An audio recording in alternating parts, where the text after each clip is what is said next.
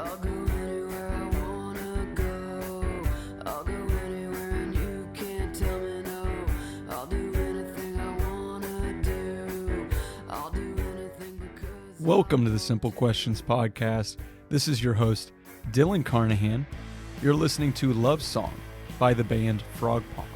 With their first new music in over 20 years, Frogpond is rewriting a story that seemingly ended long ago. What began in 1993 as an unadorned rock project between then college student Heidi Phillips and a handful of novice musician friends catapulted into an all-too-brief staple of 90s alt and indie rock. The band's meteoric rise was initially defined by an all-girl lineup, college radio airplay, major label deals, and support for acts like Goo Goo Dolls, Toadies, and Fastball. The band's new LP, Time Thief, is available on physical and digital platforms via Black Site, Kansas City's rock and roll record label cooperative. The question for this episode is, how do you use cryptocurrency? You will learn in this episode the different types of cryptocurrency wallets, how cryptocurrency is used to purchase NFTs, and future applications of blockchain technology. Our guest studies computer science at the University of Kansas, is the vice president of the KU Blockchain Institute, where they seek to apply blockchain technology to decentralized finance, supply chains, medical records, proving ownership of physical assets, and the development of the Metaverse. I introduce to you Tony Czajka.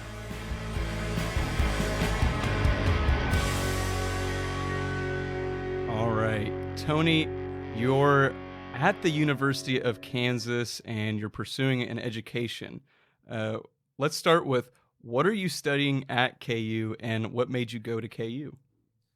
Yeah, so first of all, thanks for having me on here. Really excited to talk to you about blockchain and cryptocurrency. But I'm a computer science major, second year, and I'm actually from Milwaukee, Wisconsin. But I was kind of looking to get out of state. Came down, visited Kansas, really loved the area. The campus was awesome. Felt like a lot of good school spirit down here, and was able to make it financially reasonable to come down here. So yeah, I've been loving my decision to come here, and computer science has been treating me well as well. Yeah, glad to hear that. Glad to hear an out-of-stater wanting to come to Kansas. That's always good to hear. Bet you the men's basketball team was good promotional material for prospective KU students. Oh, definitely. How can it not be? So you brought up the Blockchain Institute, and that's initially how I'd come across you, Tony. So can you explain a little bit about what does the University of Kansas Blockchain Institute do? Yeah, so the University of Kansas Blockchain Institute is basically the club for blockchain technology and cryptocurrency, which is kind of a very newfound technology that's really gaining a lot of traction in the past few years. So I'm recently became the vice president of the club, and we've been working to increase our involvement with the club here. And so a few of the things we've been trying to do is bring in some industry speakers. We have some connections through alumni that have gone on to either pursue startups or have blockchain related jobs in the industry. So we'll bring them in, have them speak to our members. We've also started a research initiative project. So we're trying to get students involved in, helping them do their own projects related to cryptocurrency and blockchain, and see if we can give any advice or funding where needed for that.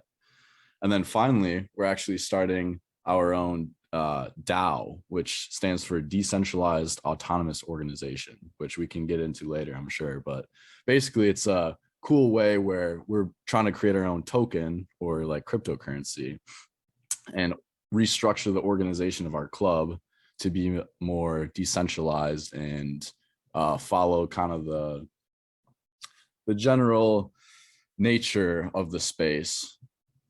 that is cryptocurrency. So we're doing a lot of cool stuff, and we're looking to make partnerships with companies and other crypto clubs out there. Wow, that is a lot. That was a lot right there. Glad to hear you guys are kind of diversifying and doing all of these really cool things. Now, you had brought up like cryptocurrency being relatively new, and as someone who comes out of state to seek a degree in computer science, kind of how did you first hear of cryptocurrency, and I guess what interested you in that? Yeah, so I guess I should clarify. Technically, cryptocurrency is not new. Bitcoin was the first cryptocurrency, which uses blockchain technology. And I can explain that in a little bit. But basically, so that's been around since 2009, and it was created by Satoshi Nakamoto, actually. But cryptocurrency didn't really get any, like, it had its first popularity spike, I would say, in 2017 and 2018. Now, me personally, I didn't really get into crypto and blockchain until 2020. And actually, with the pandemic, saw another increase in just general popularity and media attention with cryptocurrency. So Mm-hmm. I had originally started out just learning about financial stuff in general, learning about stocks, stuff like that, wanted to start investing. And then I saw a few articles about cryptocurrency and then kind of just dove into the rabbit hole from there. Yeah, you're certainly right, especially when you hit on the kind of those key dates. The pandemic, I think, a lot of things were brought about as far as people's interest in the utilization of technology, like DocuSign and all sorts of telehealth. But it did certainly pick up the interest in cryptocurrency, and kind of at the bedrock of that is blockchain. And can you explain a little bit about how blockchain works? Yeah, so blockchain is the underlying technology that makes cryptocurrency. And all cryptocurrency is on the blockchain, but blockchain actually has some other cool uses, which are not related to finance and cryptocurrency. But basically, blockchain is a decentralized ledger. So it basically keeps a list of transactions, right? It's created by a large collection of nodes, which in this case is like computers running certain software. And they're all basically validating transactions on this same ledger, which in turn is used to prove that you can own a digital thing. And that's like really the hardest thing to wrap your mind around. But once you can wrap your mind around like that, the whole point of blockchain is to own something that is digital and prove where it has been, that is really where you can see why blockchain technology is useful. And it kind of does this by starting out. I like to think of it like building blocks, right? Like if you have one building block of data and then you connect it to another building block of data. So if I had, just a ball and I wanted to pass you the ball, you would own the ball. The ball starts with me, and then I would give it to you. And blockchain, what that does is it connects those. It records that transaction forever. You can always go back and look at all the transactions that happen on the blockchain. And then if you wanted to give that ball to someone else, it would record that transaction as well. And theoretically, this keeps going, and you can eventually trace it all the way back to me, the origin of the ball. Mm-hmm. So it's pretty easy to get very technical, but I think that's a Good generalized. simple way, that helps me kind of visualize it. Yeah, no, that's a great analogy. So you're kind of saying that this ledger is able to, for traceability, so to speak, and also, it helps with authenticity, right? Yep, that's right. Because at the end of the day, digital items, copying and pasting, you can copy and paste anything, right? So like text wise, pictures wise. So the whole thing is, how do you prove that someone owns something? Mm-hmm. And that's why it's pretty cool with the introduction of NFTs, which are non-fungible tokens. Those are another use case of blockchain technology that can prove and really reduce the ability to counterfeit digital art. Because you have that recorded. That's right. Okay. Now, you brought up earlier, kind of when we talked about the nodes and the kind of peer-to-peer portion of the ledger about software. Now, how are cryptocurrencies mined? Yeah, so there's actually two different validation methods, I would call them. So there's a lot of different blockchains out there. Bitcoin and Ethereum are by far the two most popular. And both Bitcoin and Ethereum, they're what they call proof of work blockchains. So proof of work does utilize mining, like you said. And so basically what this mining is that these computers are running these complex algorithms, and they're trying to solve basically really hard math problems that just have to be brute forced by some algorithm. And this requires a ton of like power and energy. And it's not just something that you basically have to put a lot of time and resources into it to mine. And whichever node is able to solve this math problem gets rewarded by, they're the ones that update the blockchain with the transaction. And then they'll get rewarded with a little bit of, if it's Bitcoin or whatever the coin is. And that's what incentivizes people to run nodes. And this is theoretically supposed to deter people from faking transactions because of how much processing power is involved. It would be very impractical for you to try to run a node and put a fake transaction through, since it also has to be validated by other nodes as well. And it's much easier for them to call out your fake transaction than it is for you to try to fake one. So you're saying that essentially from a hardware aspect, that this is a high barrier to entry. So that's going to deter and maintain authenticity for this ledger. And then the other aspect is that these nodes are being rewarded for their, I guess, participation in the ledgering process via that currency. That's correct. And the incentive is there because the idea is that you decentralize it, right? So that no one power has control over this entire ledger, so that, it gets rid of corruption and stuff like that. So the more nodes a person owns, theoretically, the more control over the chain they have. So by incentivizing people to join this, in theory, it should get more new people to mine, although there is a decently high barrier to entry. But that also prevents it from being like one large company or one person holding like all the nodes. And then theoretically they could do whatever, they could pass through whatever type of transactions they want. Now, how do cryptocurrencies get their value? We brought up kind of, the mining process, but how do they get their value? Yeah, actually, before you go, there's actually also one new type of you could call it mining process. It's okay. A validation process. So one new thing in the field is they're trying to get away from mining because that takes up a ton of energy. So there's this new validation process called proof of stake coming. And actually Ethereum is going to be moving to this validation process soon.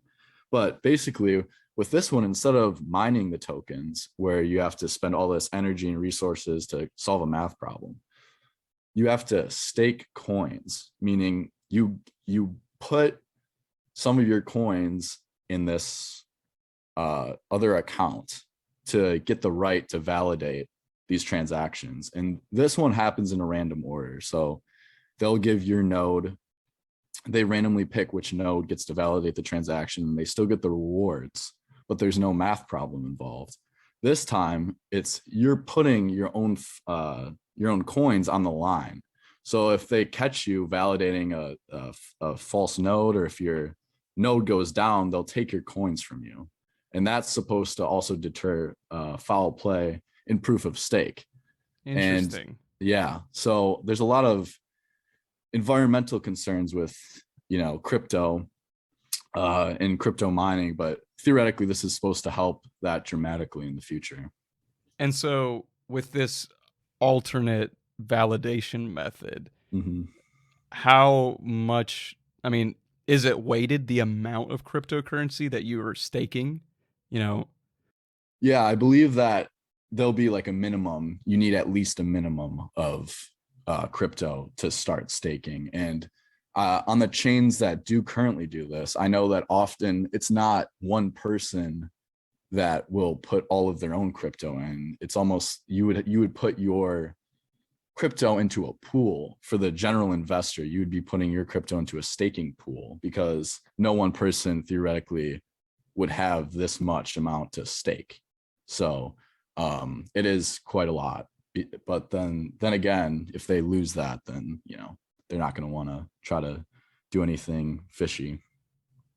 interesting. So you're having these people ante up, and if there's any question or if things go poorly, then there's something at stake. Yep, something at stake. Now you brought up Bitcoin and Ethereum. Kind of what are the different types of cryptocurrency? Yeah, so there's really two types of cryptocurrency. There's layer 1 cryptocurrencies and blockchains, and then there's layer 2 blockchains or cryptocurrencies. And now layer 1 blockchains are their own separate blockchains, very separate everything. So like Bitcoin, Ethereum, Cardano is another top 10 cryptocurrency. That's a layer 1. These are all, they have their own methods, they have their own validation methods, things like that. And then there's this other class called layer 2. And a lot of these layer 2 cryptocurrencies are tokens and blockchains built on top of another blockchain. Most popular, it's the Ethereum network, is people will build blockchains using Ethereum tools on top of the Ethereum network. So they're somewhat reliant on Ethereum, but that allows many people to create their own type of cryptocurrencies and blockchains that I couldn't even give you a number of how many tokens are out there, because anyone can really create one if you really want it. It's just, does it have value or not? Yeah. Now, that I remember now that we were speaking earlier about that last validation process, and you brought up value. You just right there reminded me. So yeah, I kind of skipped over your question. Sorry about that. No, you're fine. So how do we actually assign a value to cryptocurrency? Yeah, so originally I was like, when I first heard about cryptocurrency, I thought it was kind of dumb, honestly. I didn't really understand, but then I kind of realized that it has the same value that everyone else, the same value that the piece of paper that we call money really has. Technically money is supposed to be backed by other assets, but you don't often ever see people trying to cash in their cash for gold or anything like that. So people, it's really what the people trust the technology to be the future of finance in cryptocurrency's case. And if you want to know like what they find value in between the different cryptocurrencies, is they're really looking at like the technology behind it. Are they able to how easy is it to develop?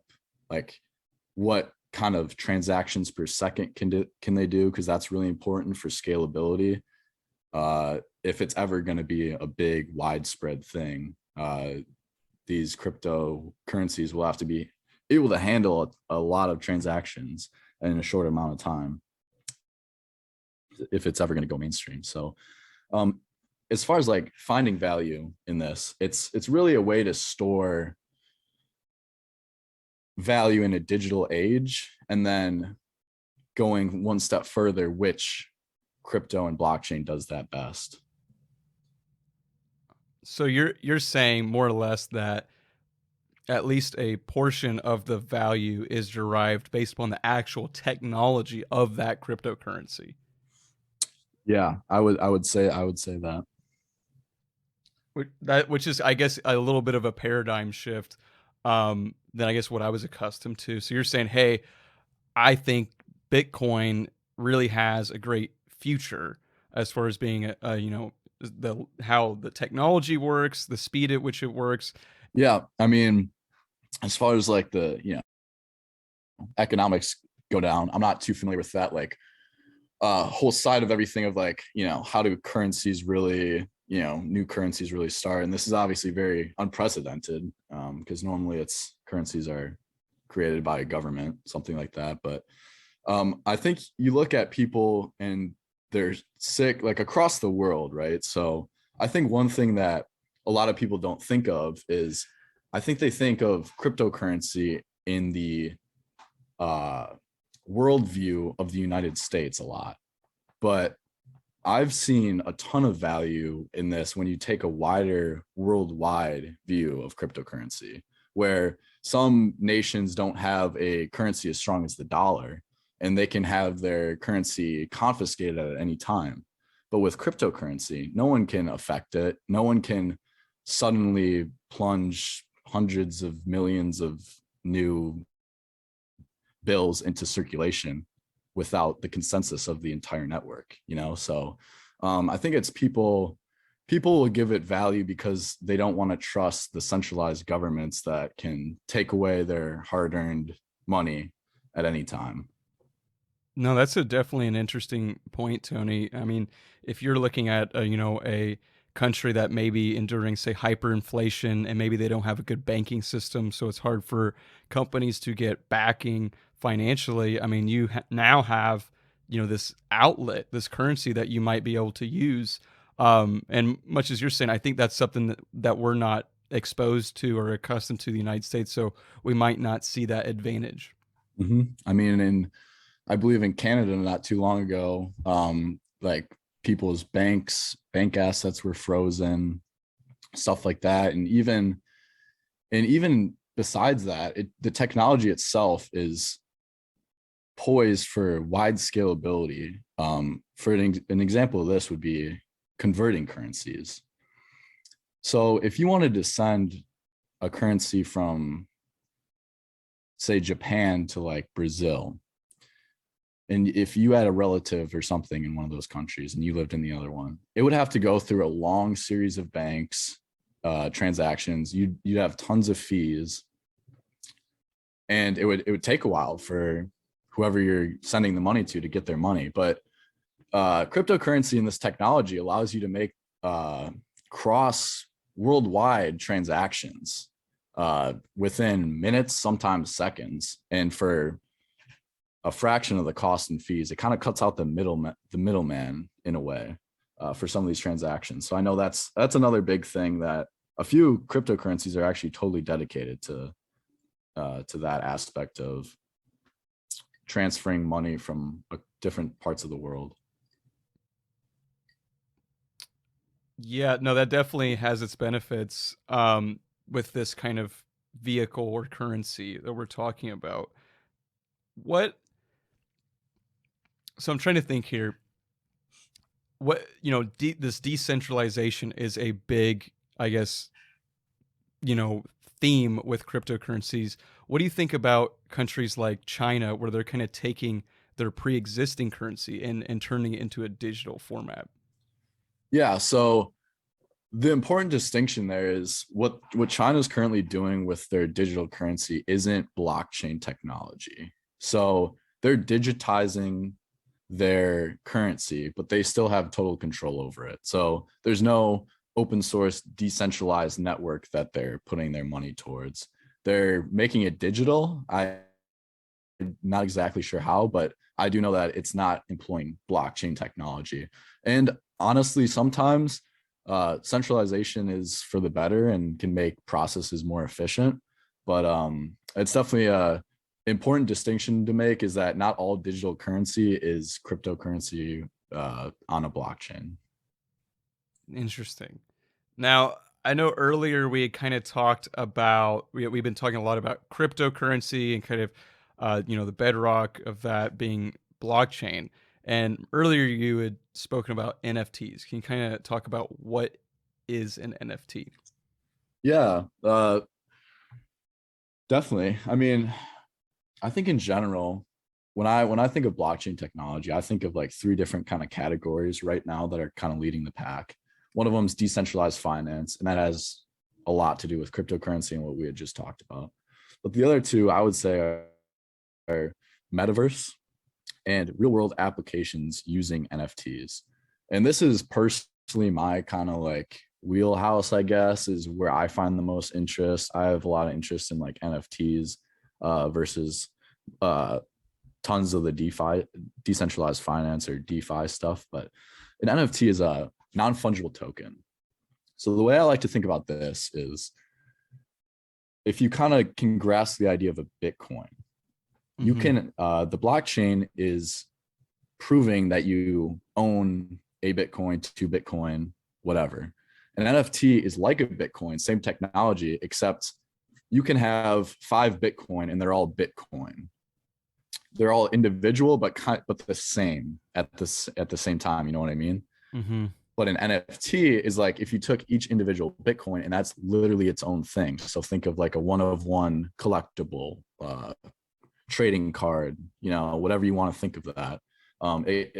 It's almost if you took a coin and made it completely unique. So non-fungible means non-replicable. So that's at the base, that's what an NFT is. And currently it's really blown up in the art community. So how do NFTs and cryptocurrencies work together? So they're both on the blockchain, which means there's a lot of interoperability between them. There's a lot of cool things. There's something called smart contracts.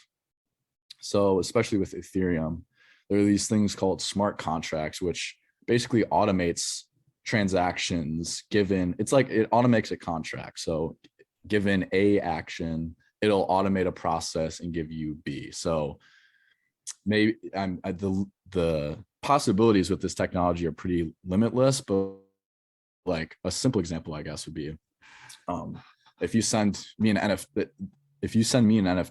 okay, then I send you 5 Ethereum.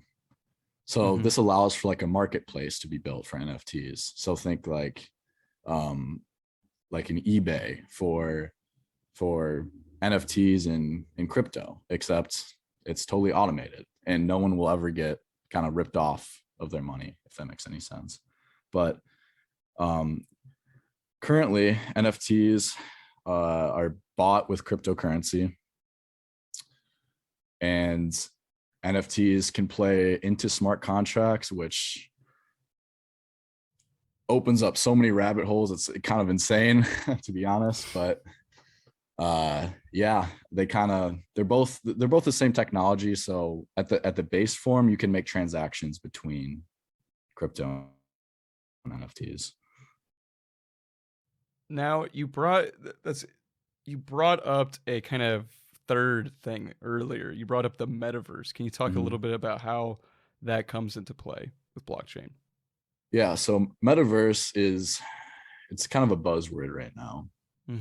So with Facebook rebranding especially, metaverse is the idea that the world is getting ever more digital and people are going to have a digital identity soon. And also with the development of virtual reality technologies, this has become kind of a big thing as that's gotten more popular. But so the metaverse is the idea that you can own your own digital identity. So if you think of a popular one's video games. So like if you take Fortnite, very popular video game, if you have like a skin for your weapon, so like makes it look cool or whatever, you know, you basically pay the company that owns Fortnite, Epic Games, for this skin, and they with some V-Bucks, right? Yep, with some V-Bucks, and then you have it. But they can lock your account. They can, you know, theoretically they could take it away. They can do whatever they want with it because you don't truly own it. But this metaverse idea is people speculating that in the future, as people get more into digital technology as they have in the past, that you'll be able to actually own that skin maybe, and maybe sell it on a separate marketplace yourself, and they'll never be able to take that from you if you bought it. Kind of like, honestly, it's kind of like buying anything in real life. It's just taking the real life terms of ownership and moving it to the new digital age of wanting to be in a VR virtual reality world or playing video games and actually owning your in-game assets, which is definitely pretty interesting in my opinion. Yeah, no, that is an interesting application. I know, like, I'm familiar with, you know, Fortnite or Counter-Strike skins. I know those are huge, right? And Yeah. if you lose your Steam account, well, Yep. your dragon butterfly knife that's Yep. worth $3,000 is gone. So Yeah, I mean Counter-Strike, that's probably the most comparable prevalent use. example. Yeah. Yeah, that's almost exactly what it'd be like. And so okay, so it's really the sense of ownership that's important here, and that's, you're kind of projecting that future usage as this technology grows, this will be more prevalent and important, and so the metaverse would be a good, I guess, arena for further blockchain technology. Definitely. I mean, there's a chance, right? So in the space, a lot of people are comparing where blockchain and crypto is right now to like the pre-2000s internet. There's a lot of hype right now. It's very new. No one really knows where it's going to go.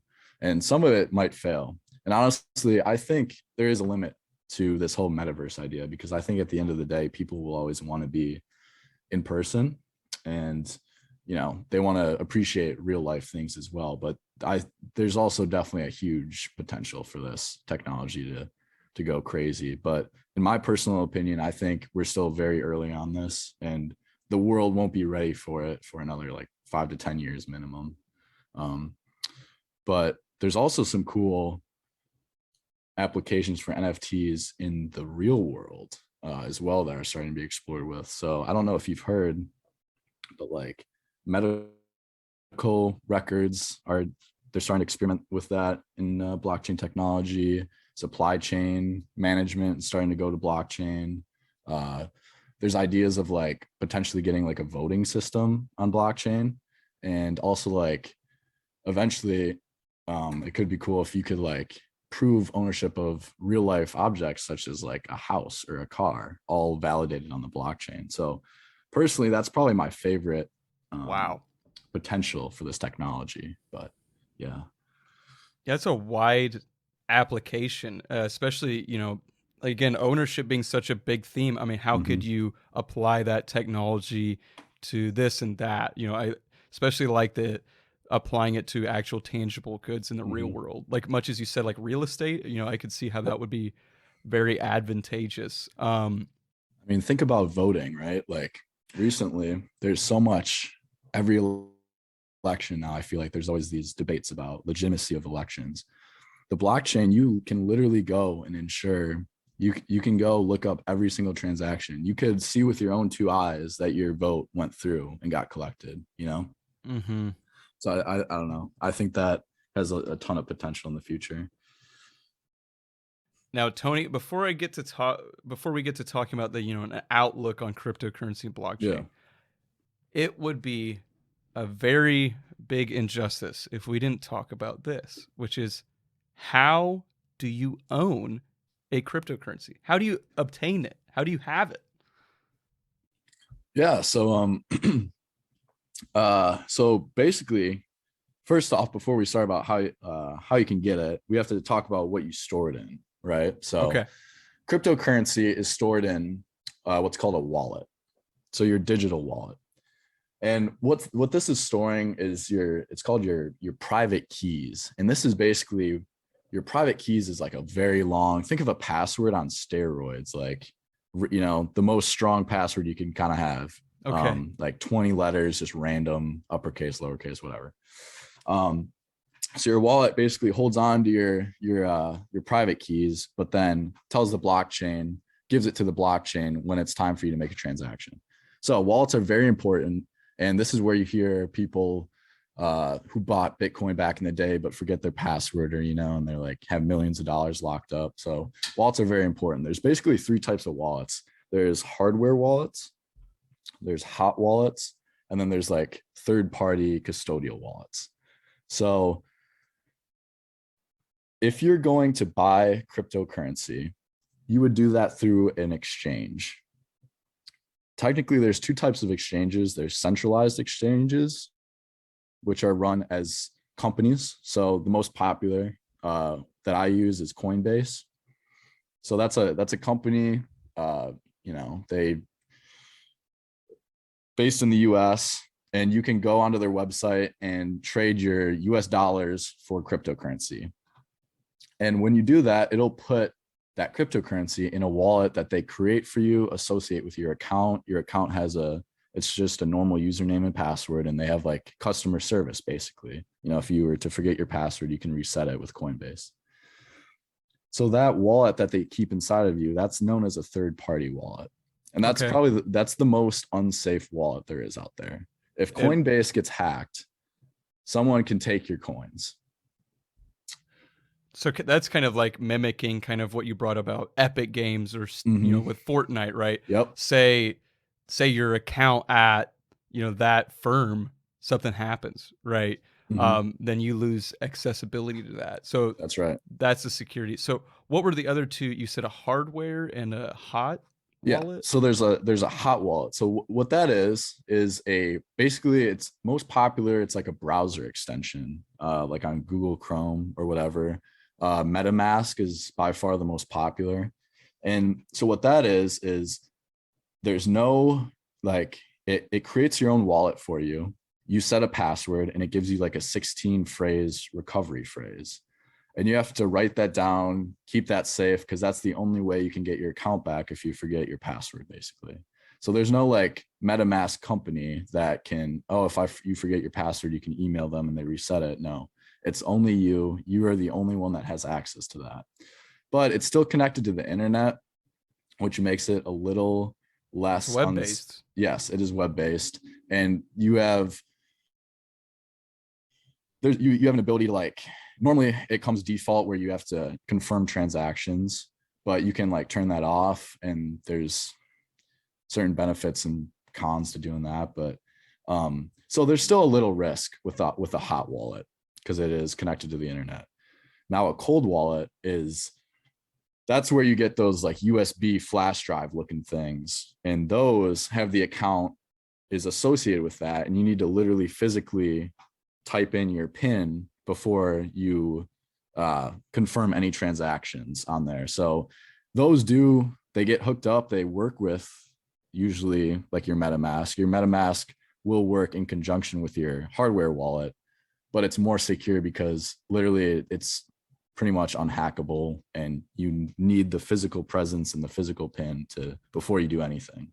Interesting. So it's like two-part authentication mixing hardware with software, right? Yep. So you need that tangible USB thumb drive in order to actually get access to those accounts. That's right.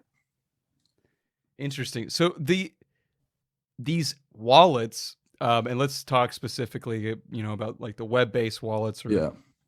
These wallets, are they actually on the blockchain? How, from a technical aspect, I guess, how is this cryptocurrency and you can also include NFTs, right, within these wallets? Yep. How is that technically happening? Yeah, so it is on the blockchain. It creates like a wallet account on the blockchain, and basically all MetaMask, the browser extension, is doing is taking it and making it all super user friendly. But there's other ways you can, if you have coding knowledge, you can code, you can create a wallet straight from your terminal and stuff like that. So it is on the blockchain, and it's basically like an account that you can transfer crypto in and out of, but it will always require your password or your recovery phrase. Okay, so your wallet is just a destination that these nodes can send whatever on the blockchain to. Yep. They hold it, and most people have multiple wallets as well, because a big thing is people like to stay kind of anonymous in the space, so they'll have different wallets so you can't get tracked. And theoretically, I mean, you can get tracked because everything's traceable, but if you don't associate with your wallets, then you can really make as many wallets as you want. you bring up traceability. Obviously, there's this master ledger, if you will. Mhm. Now, it sounds like you may have visibility, other people may have visibility as to what is in a certain wallet. You have complete visibility to everything that's in that wallet. It's just you don't know whose wallet that is. So it's anonymous, but yeah, everything's visible. Now, going back to our previous conversation, now that we kind of got like the Yeah. technical aspects. There's so much with this. It's kind of hard to keep up with. Yeah, no, and you're doing a great job of kind of giving a general picture on all this stuff. It's just obviously a very dynamic. Yeah, I try. And I'm definitely learning too. I mean, I think everyone who's in this space, like that's probably the thing I would emphasize the most is everyone's learning because like this is so brand new. And that's honestly why I really enjoy it because I think the future is insane. So And kind of tying into that, I mean, you're talking about the future here. I guess what to the novice person or say someone that, hey, I've really, I've been hearing in the news about and NFT booms and all these oddities kind of, but I haven't looked too much into it. What makes cryptocurrency important to pay attention to? yeah, I would definitely come back to that kind of what I was talking about earlier about proving that you own something that's better, proof of ownership in a way that is better than any other system that we currently have for it. So it might not be perfectly optimized yet, but I really believe that people should pay attention to this because especially as the world continues to digitize, virtual reality, video games continue to be more popular. Owning digital assets and preventing corruption and centralization, I think at some point the world is going to hit a point where people are going to want to put it back in the hands of the people, basically, and they'll say enough is enough, and this technology is really the best shot we have for making a world like that work as of now. And some people choose to invest in that idea and hope it works out. Yeah, you earlier, you talked about voting, you talked about all these things. I guess from what you've seen in your experiences, what is the future of cryptocurrency?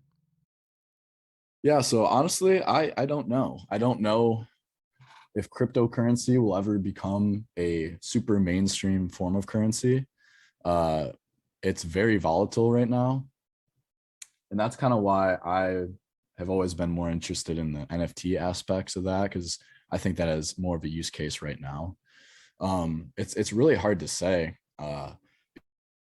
because you're talking that is so much existing structure that's been around for a very long time to be upended for this new way of, if people were going to be paying for everyday things in Ethereum or Bitcoin or something like that. So I don't know if I can say that it'll ever become the mainstream form of currency, but I definitely think that the underlying technology will have a very important role in the future in some aspect. And it's good to familiarize yourself with it. I mean, if you're looking into crypto or blockchain at all right now, you're still extremely early, and that's pretty awesome. So Yeah, it's a little too early to call on kind of these things and mass adoption, but as you're pointing out and kind of through our discussion, I hope the listeners have seen that it's the technology here that has created a lot of excitement, and it's the adoption of that technology in different niches and how that can enable us to do, streamline and create better processes in the future. exactly. I mean, fighting corruption, being able to prove, and it's not only that, it's just more efficient too. Once it reaches its full potential, it theoretically should be more efficient to make contracts. We had a guest speaker come in, and they talked about their startup that wanted to make smart contracts easily accessible to anyone who wanted to make one, because contracts can get very you got to get lawyers involved, and it's a very expensive, long process. But with the blockchain, it can really simplify that process, and that's just one example. Yeah. Now, Tony, how can people learn more about you and the University of Kansas Blockchain Institute? Yeah, so if you want to visit our website, kublockchain.com, we have a newsletter that you can subscribe to, and we're putting out weekly newsletters a little bit about, we try to gather some articles about what's going on in the cryptocurrency and blockchain world. Otherwise, you can find us on LinkedIn, Instagram, Twitter. If you're a KU student, we have a Discord channel. And yeah, keep up with what the Institute's doing. We're really trying to make KU kind of the blockchain hub of the Midwest. So definitely look out for us in the future. Tony, thank you so much for coming on. It was a very tedious journey kind of to find someone that was credible, that could come on it and was willing to discuss about cryptocurrency. And you did a great job giving a great general overview and touching on a lot of good stuff here. So thank you for your time, sir. I greatly appreciate it. Yeah, thanks for having me on. I'll say anything I wanna say. I'll say anything and you'll stay anyway. I'll say anything I wanna say. I'll say anything, you love me anyway.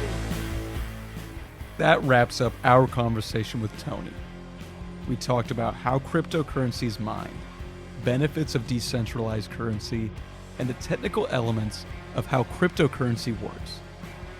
Follow Tony on social media. Check out the KU Blockchain Institute's website to see future events they have and to learn more about them. Do not forget to listen to Frogpond's latest album, Time Thief, on Apple Music or Spotify. This is their latest album in over 20 years, so please give them some love. And lastly, subscribe to the Simple Questions podcast to get notified when our latest episodes are released. Thank you for listening, and remember to keep asking questions. You say anything because I fooled you.